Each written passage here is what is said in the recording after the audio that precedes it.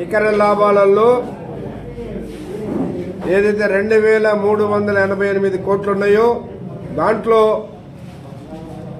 కార్మికులకి 33% ఇవ్వడానికి నిన్న ముఖ్యమంత్రి గారు ప్రకటించడం జరిగింది.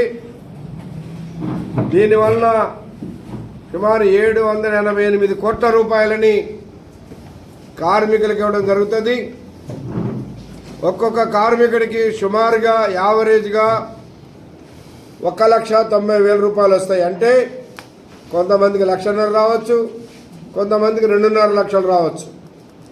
ఇది మాస్టర్లు, ఇన్సెంటివ్ వీటన్నిటి మీద ఉంటుంది కాబట్టి దాన్ని లెక్కలోకి తీసుకుంటారు.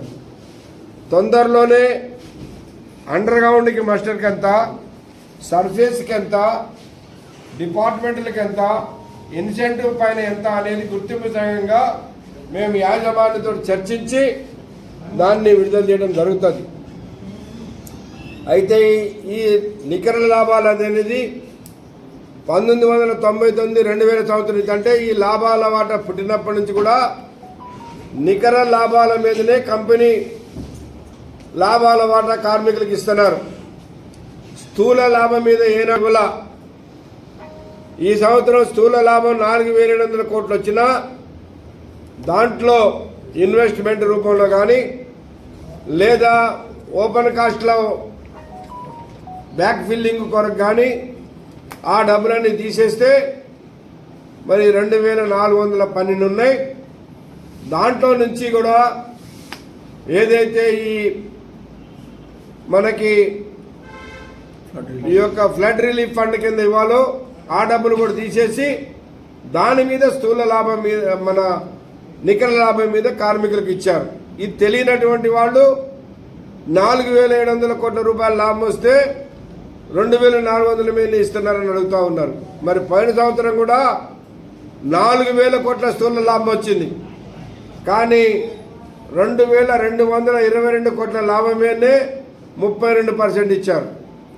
ఎప్పుడైనా కూడా నికర లాభం మీదనే ఇస్తారు కానీ స్థూల లాభం మీద కాదు.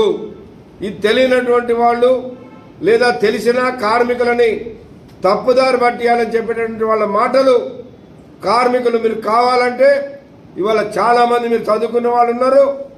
మీరు కంపెనీ యొక్క బ్యాలెన్స్ షీట్లు ప్రతి సంవత్సరం తీసుకోవచ్చు, చూడొచ్చు.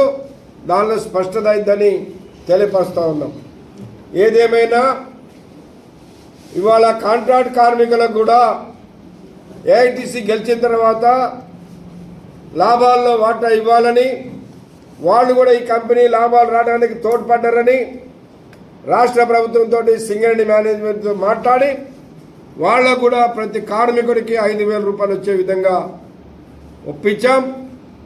అదేవిధంగా ఇవాళ వరద బాధితులకు ఏదైతే కార్మికులు ఒకరోజు బేసిక్ ఇవ్వాలో దాన్ని కూడా కార్మికుల జీతం నుంచి కట్టు కాకుండా అది లాభాల నుంచే ఇచ్చే విధంగా చేయించాం. కాబట్టి ఇవాళ కార్మికులు ఏదైతే తప్పుదారి పట్టియాలని కొంతమంది కార్మిక సంఘాలు ఏఐటీసీ మీద అవాకులు చెవాకులు పేలుతూ ఉన్నారో వాళ్ళందరికీ కూడా ఇవాళ అర్థమైంది. ఇవాళ కార్మికులు కూడా అర్థం చేసుకున్నారు. ఏఐటీసీ యూనియన్ కార్మికుల పక్షాన్ని నిలబడి సాధించిందనేది కార్మికులకు అర్థమైందని విజ్ఞప్తి చేస్తాం.